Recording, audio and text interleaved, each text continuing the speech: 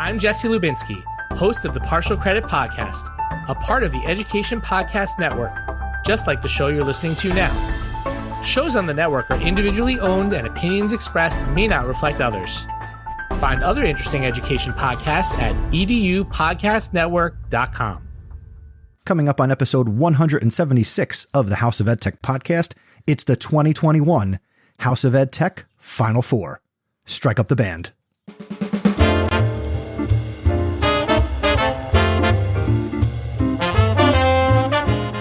Welcome to the House of EdTech podcast. I am your host, Chris Nesi. The House of EdTech explores how technology is changing the way teachers teach and the impact that technology is having in education. I discuss technology that is changing our classrooms and schools, and I share tools and tips that you can hear today and use tomorrow. You're going to hear the stories of teachers, leaders, and creators just like you. The purpose? Whether you use it or not, technology is changing the way you teach and how your students learn.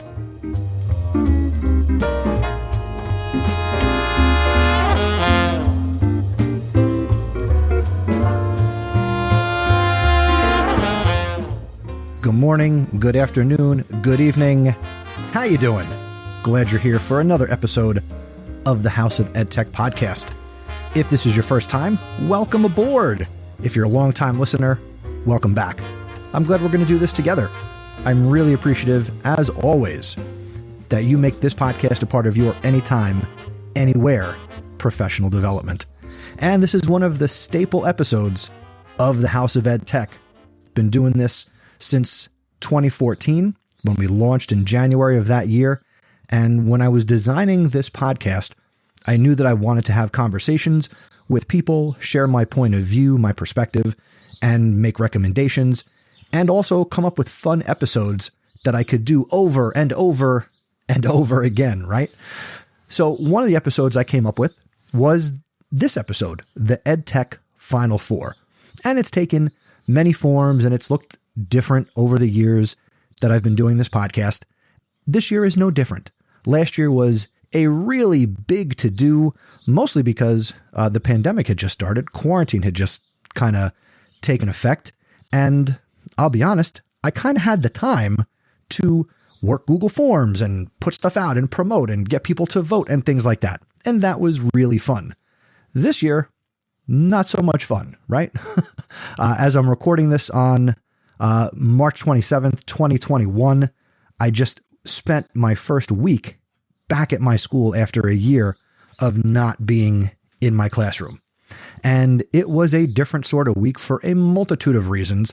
Nothing that I'm going to get into right now, but it was an interesting week. And as I record this, I am off next week for spring break. And then the week after spring break, my school and my district, we are then 100% remote for teachers. So I'm home for 2 weeks. And, that's exciting because I'll be comfortable. Let's just put it that way. And I'll be here with all of my technology. Now, I did do a pretty good job making a setup that I could bring to school with a microphone, additional laptop, setting up another monitor.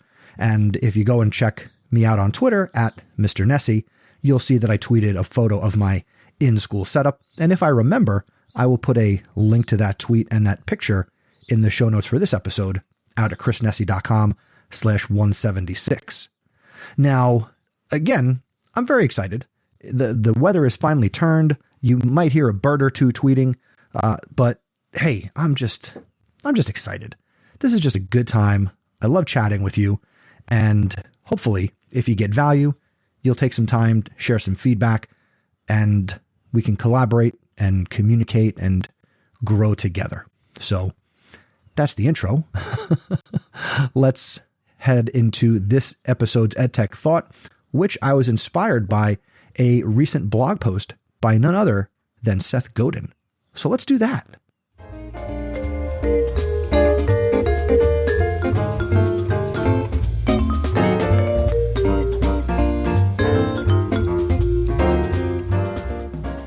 I don't know about you, but my wife is always sending me interesting things to listen to, watch, or read on the internet.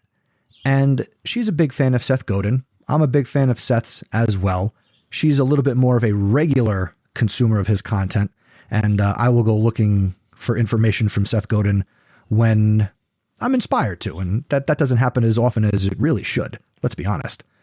And she recently sent me a blog post of Seth's called The Weight of Repetitive Tasks. And I'll link to this out in the show notes, but I'm going to read you this blog post. And if you're not familiar with Seth Godin's blog posts, they are short and they are powerful. And I have already spent more time talking about this than it will actually take me to read it. So let's not waste any more time. Here is The Weight of Repetitive Tasks. Again, from Seth Godin's blog, which you can find regularly at seths.blog. As I write this, they're laying a brick wall outside of my window. Each brick weighs about 5 pounds. There are 1,000 bricks in this wall, and every brick is moved, one by one, from the truck to the cart to the wall. Over time, any inefficient move is costly indeed.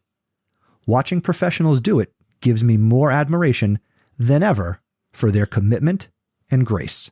If we're lucky enough to work indoors, with free snacks and podcasts in the background, we might not get physically exhausted the way we would moving thousands of pounds of bricks. But the cognitive and emotional toll of repetitive tasks is real, even if it doesn't leave calluses. The discipline is to invest one time in getting your workflow right instead of paying a penalty for poor digital hygiene every single day. Hacking your way through something, quote unquote, for now, bellies your commitment to your work and your posture as a professional. Get the flow right, as if you were hauling bricks. So that's the blog post. Why do I share that here? Because of what technology has done for us, what technology will do for us, and really what it's currently doing. And obviously, again, just to repeat myself, what technology is going to continue to do. So we need to find ways to be efficient. In a recent episode, I talked about not being boring. Many people reached down and appreciated my thoughts on not being boring. Seth really puts pen to paper, keystroke to screen about the idea of being efficient with what we do. As I've said many times, whether it's this podcast or others, it's really not about any one specific tool. There's no magic EdTech tool that's going to make everything you do in the classroom easier. And there's not one magic tool that's going to be perfect for our students to use all the time. It's that variety, but there can certainly be too much variety. We can certainly be overwhelmed by the education tools that are out there, which means our students can be overwhelmed by the tools that are out there. So let's try to make a concerted effort to be more efficient in the tools we use to do the job that we do. You don't have to use every tool. Sure, be aware of as many tools as you'd like. Pick and choose from your EdTech toolbox accordingly. Be efficient. As Seth says, get the flow right, as if you were hauling bricks. But we're teaching. So also know that you might not get it right the first time. You might not get it right the second time. Ultimately, that's okay. Because as I also recently came across a quote somewhere, and I apologize that I don't remember exactly where or who I got this from, but when we make mistakes and we do the same thing again, now we have an advantage. We have experience. So go out, use the experience, use the learning, develop that workflow. It might be right, might be wrong, but keep going. So I've kind of melded two ideas together. And I think I'm pretty clear. If you have no idea what I'm talking about, let me know. We can continue the conversation. But for now, that's my EdTech thought.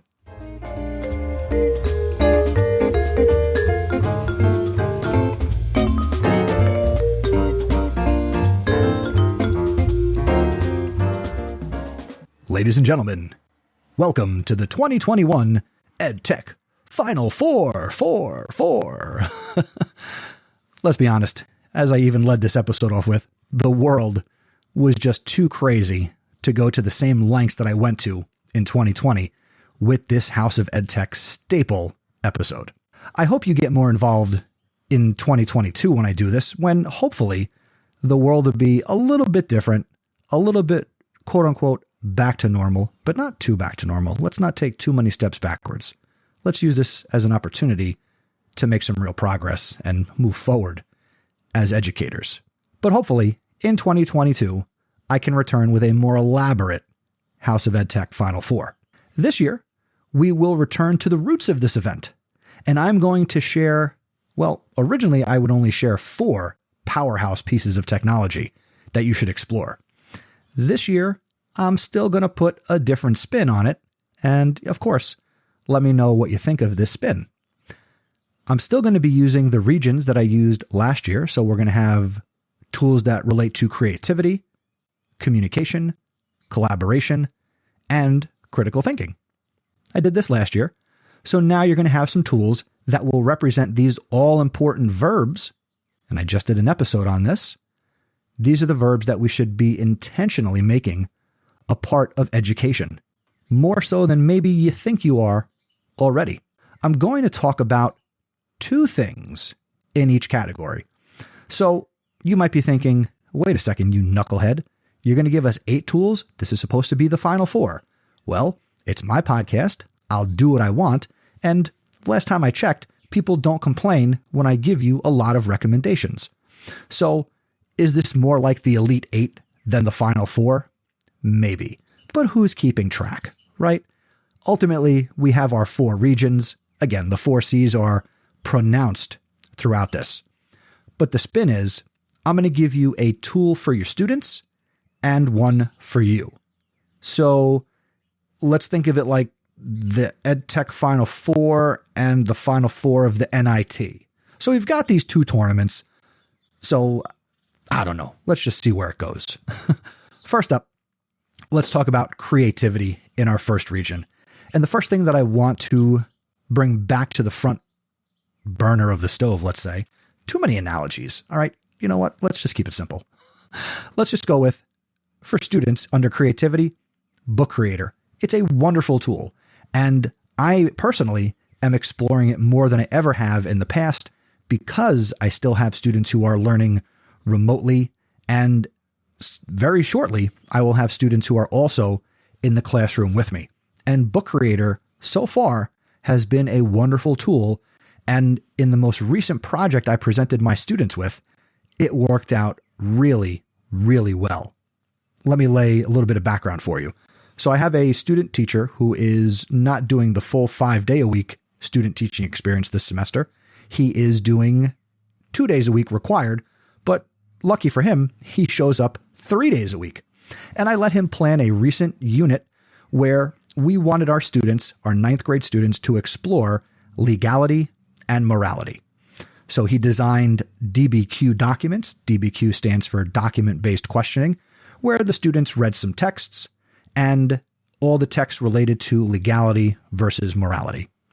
And instead of having the students write a formal, traditional 5-paragraph or 6-paragraph essay to show us what they understood and learned about the topic, we tasked them with creating children's books using either Book Creator or, I'll be honest, Google Slides, because I'm not paying for Book Creator. So I knew I only had a limited number of licenses available for all of my students. So I made it available in Book Creator as well as Google Slides. So that solved that little EdTech issue. But Book Creator in general, the kids did such a wonderful job using the tool and many of them made pretty much real children's books, to the point where I know I'm going to have some conversations with some kids about continuing to develop the idea and the story and how they assembled it visually, because I think they could actually publish the book digitally, or maybe like I did with the Pod Journal, actually make it available physically. And I'm going to talk to some of these kids about continuing to polish their story and their idea, which I'm really excited about. And Book Creator, which you can find at bookcreator.com, really allowed my students to express themselves. And it was just stupid easy to use. I was able to easily demonstrate it for them. And I will say that I did run out of licenses. So using it for free, you are limited. If you can get your school to pay for it, I think it is super worth it. I don't know that I'll tell you right now, I am not personally going to invest the money on an annual basis because while I think it's valuable, I know that I'm not going to use it enough to have the students, at least in the near future, creating all sorts of books using something like Book Creator. Is it still valuable? Is it still a great tool to have students do an exercise in creativity and create something that didn't exist before? Absolutely. Now, here's where you come in. How are you using Book Creator? I want to know. Tweet at me, hashtag House of EdTech, at Mr. Nesi, send me an email, go to chrisnesi.com. Let me know how you or your students are using bookcreator.com. I would love to hear your stories. And if you send me audio, I'd love to play your story in a future episode of the podcast. So that's creativity for students. Now let's talk about creativity for you. Let's talk, again, I'll try to keep this brief. Let's talk about creativity and you and social media. So I'm thinking of things like Instagram, Twitter, TikTok, okay? These social media platforms where you can be creative, okay? Instagram, all about images. TikTok, all about video. And yeah, you might be thinking, oh my goodness, he's talking about TikTok again. Yes, I'm talking about TikTok again, but I'm also including Twitter and Instagram. You might use all of these tools. You might use one of these tools. Maybe you listen to this podcast and you don't use these tools at all.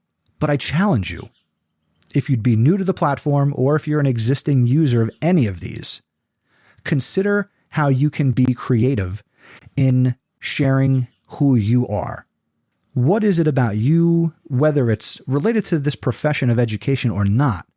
How can you use this tool to tell your own story? You might be using Instagram for personal purposes.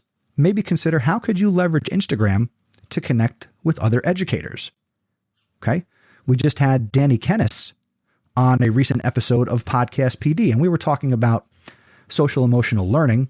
But another thing that we're going to have Danny on to talk about in the future is what she's doing as an educator and how she's leveraging Instagram to share her story, connect with other educators, and really kind of put herself out there.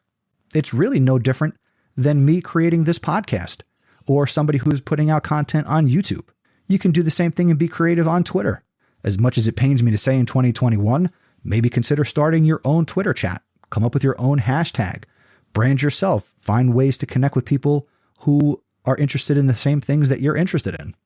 And certainly, you know my understanding and love affair of TikTok. While I am by no means an expert in the use of TikTok, I enjoy consuming, and I am pushing myself more than I was a year ago to try and create and put stuff out onto TikTok. But social media in general is a powerful way for you to be creative. And it's not really about these specific platforms that I talk about. It's the skills you get by using them. Instagram, TikTok, Twitter, they could go away tomorrow. What skills did you get and what did you learn from using them that you could apply to the next great social media platform? That's something I think you should consider. Social media for creativity. Next up, let's talk about communication first for the students. Let's talk about your learning management system, your LMS. Whether we are talking about Schoology or Google Classroom or insert learning management system of your choice here. How are you leveraging the platform, or rather, how are you encouraging your students to leverage the platform to communicate? Do you let students communicate in, say, Google Classroom? Can they post? Can they reply to comments? Is your LMS strictly a one-way mirror where, or I don't even know if that's the right way to put it, but are you just broadcasting through your LMS, or are you empowering your students to communicate not just with you, but with each other?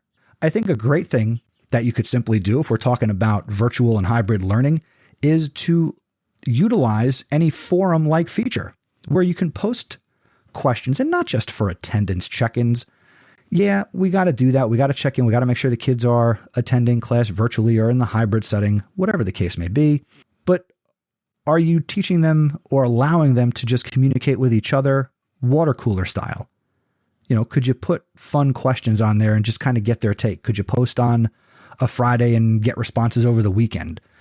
Or do you have the ability to let them post images? Can your learning management system help you build and foster community with your students? Not just from you to them and them to you, but how are you helping your students to build a community with each other? I think that's something you can consider using your LMS for. If you are using a specific LMS and you're not quite sure how you can create community on the platform, reach out to me. I'm happy to help. Send me an email. We can get onto a video call, whatever you need. I think I could help you figure it out. Just let me know. So that's a communication way or a communication thing that we can do with our LMSs. Now, communication in you. And this one doesn't really relate to you and what you do outside of education, although it could because it might take up time outside the classroom. And I talked about this recently, and this is called Talking Points, which you can find at talkingpts.org. This was a recent House of EdTech recommendation that I brought up just a few episodes ago. But like the NCAA basketball tournament, you don't just get popular and we don't just talk about you now here during March Madness. You had to do something previously to still be relevant at this point.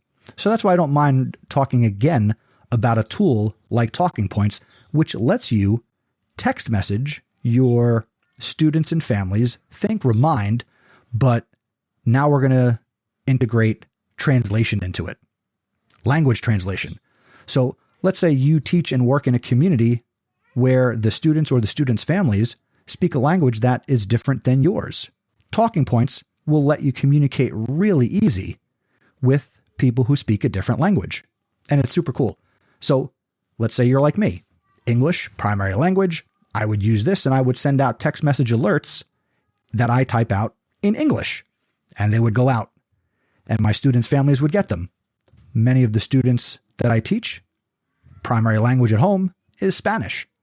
So parents would get the message on their phones and the message would come to them in Spanish. When they reply to my message in Spanish, it'll come to me in English. And the people who sign up, let's say you have mixed language families, if I said that right. Let's say you have many different languages spoken by a variety of families of the students you teach. Maybe I made that worse. I don't know. They'll all get the message you send in the language that they choose to get it in. And Talking Points is adding new languages all the time. I believe the first time I spoke about it, there were over 150 languages, and it is growing. So if there's a language out there that your students are speaking at home, odds are you can communicate with those families. So maybe consider adding Talking Points, which you can find at talkingpts.org. You can use it for free as a teacher. They also have opportunities that whole districts could employ this technology and make it available to teachers. And actually, I can say that shortly after I mentioned it on this show, my own district, not because they heard it on my podcast, I now have access to it on a larger scale because the district is rolling it out as well. So there you go, 2 communication tools. So let's recap this side of the imaginary bracket. We hit up creativity and communication. Under creativity, we talked about Book Creator, and that's for students. For you under creativity, I talked about how you can start to leverage social media in a creative way. Then we just looked at communication. How can you let your students leverage your LMS to communicate and build community with each other? And what I just said, talking about Talking Points, where you can communicate via text message and language is no longer a barrier for people engaging on the platform. So that's half the bracket. Before we get to the second half of the bracket, let me quickly talk to you about the Pod Journal.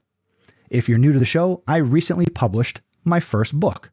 It is a journal that will help you plan and organize episodes of your podcast. You can find it at thepodjournal.com. It's $14.99, and it will help you plan 100 episodes of a podcast you already do, Or if you're going to start a podcast, it can help you plan the first 100 episodes. So it will take you through planning and promoting your podcast. And there are also pages to reflect on episodes you've done, ideas you have for future episodes, and it is a journal style book. There is not information in the book about how to podcast. I've got that information. It's in my head. If you want to learn more about how to podcast, reach out to me. You could also check out episodes 96, 97, and 98 of the House of EdTech podcast, or it's 97, 98, 99. I should have been better prepared, but you can go back to those episodes or just reach out to me. feedback@chrisnessy.com, and we can talk about how to podcast. But if you're already doing it or you're looking for a great resource to give either to yourself, a podcaster you know, or your students, go to thepodjournal.com.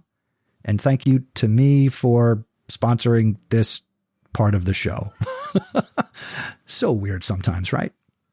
All right, let's talk about collaboration. First, for students, Wakelet.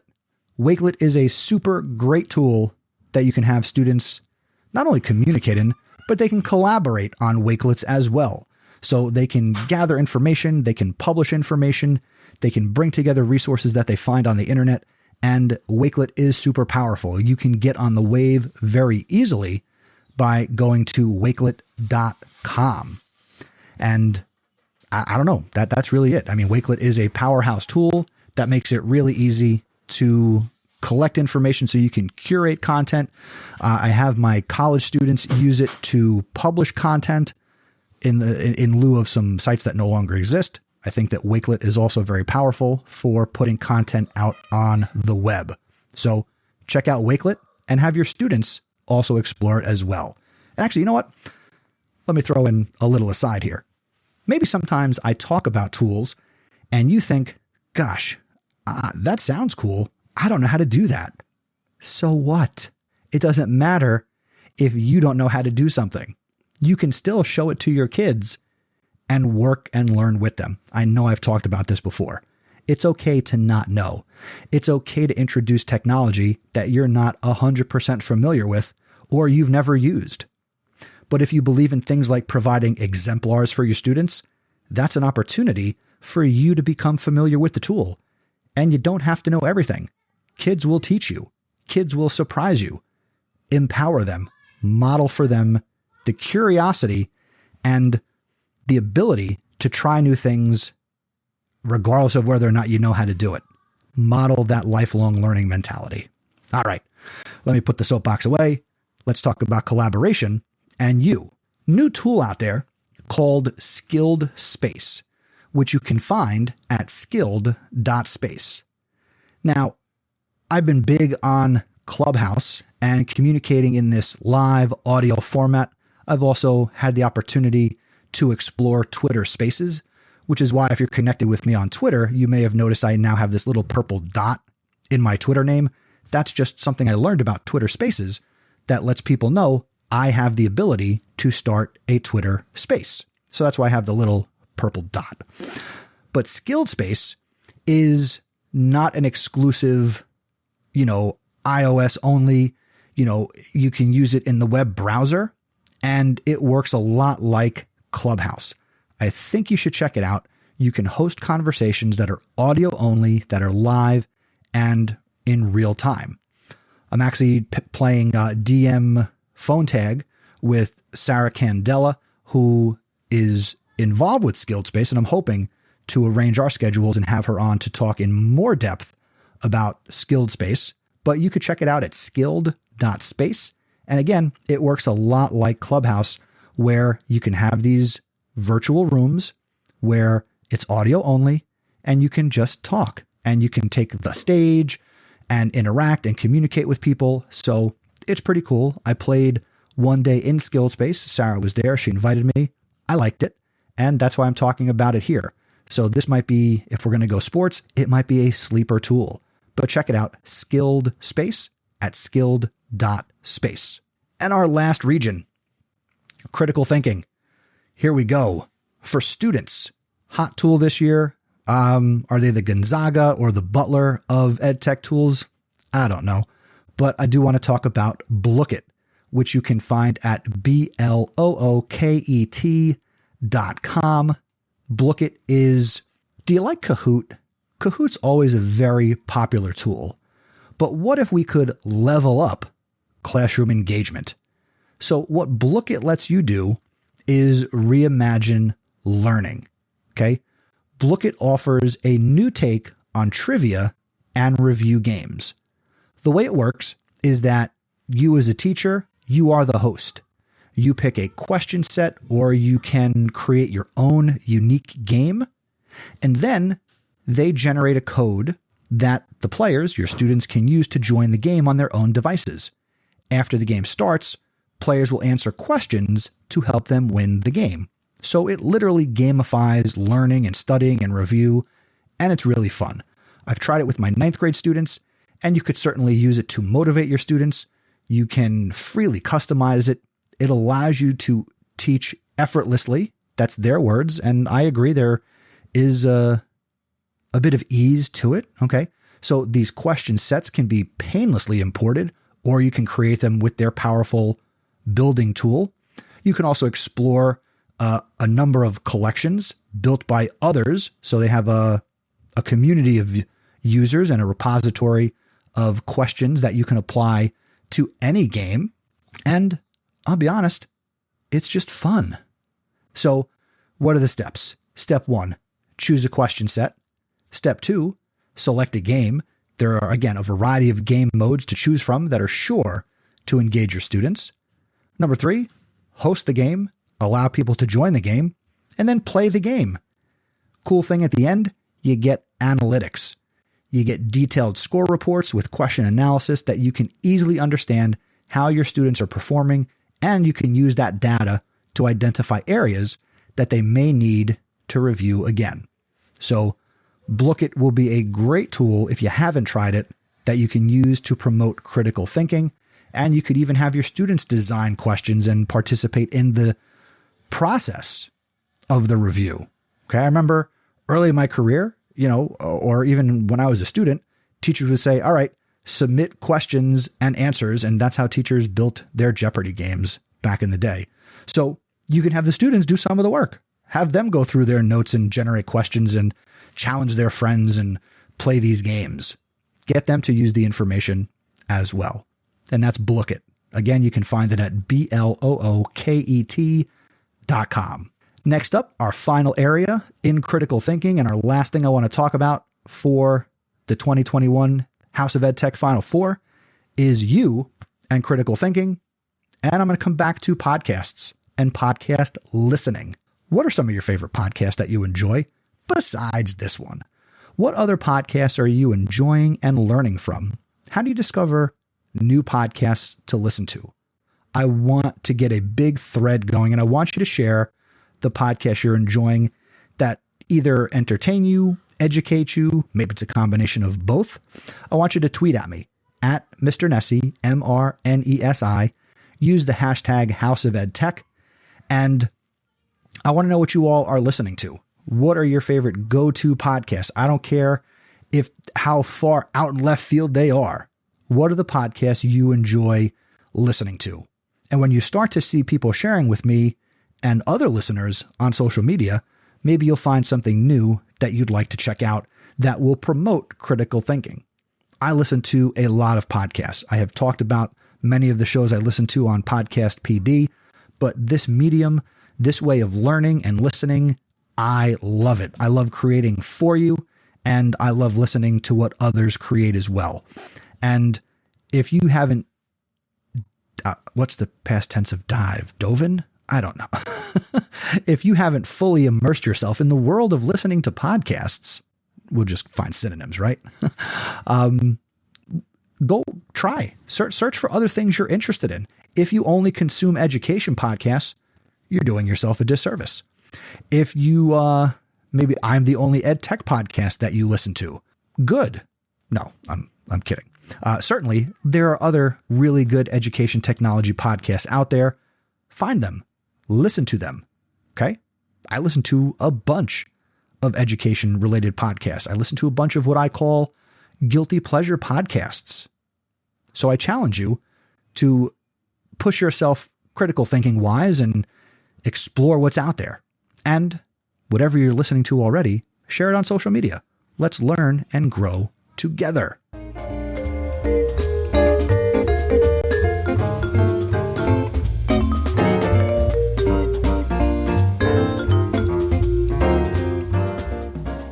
Before I get to this episode's House of EdTech VIP, I hope that you really enjoyed this year's House of EdTech Final Four. Again, looks a little different than last year and previous years, but I think I got the job done, and I would love your feedback on this year's House of EdTech Final Four. Shoot me an email or hit me up on social media at Mr. Nessie or email feedback@chrisnessie.com. And now this episode's House of EdTech VIP, I want to give a big New Jersey shout out to Tim Belmont. He is at TBelmontEDU on Twitter. He is all about EdTech, language arts. He's an ISTE and Google certified educator. Tim knows his stuff. Tim is a wonderful person that I am happy to be connected with, and I think that you will get value from Tim as well. We've had the opportunity to get connected on Clubhouse. Even though we're both from New Jersey, Clubhouse is what has really brought us together. So Tim typically shows up in the rooms that I host or the rooms that I find myself in. And if you're not on Clubhouse, don't worry. If you're on an iPhone, I have invites available, and I'm always getting more invites. So if you want one, send me one. Connect with Tim on Twitter. And again, it's all about growing our personal learning network. Tim, thank you for being connected to me. I love learning with you. I love chatting with you. And you who's listening, go connect with Tim. Again, he is at TBelmontEDU. Congratulations, Tim. You are a House of EdTech VIP.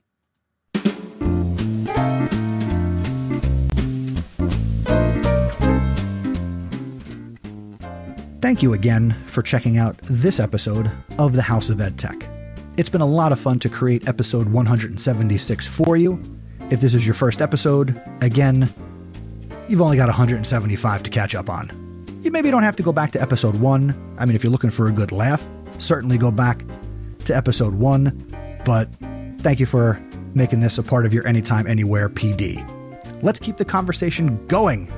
I would love to connect with you, whether it's Twitter, Facebook, Instagram. Go to chrisnessie.com. Go to chrisnessie.com/176 for what I share in this episode, and everything on the website will help you get connected to me.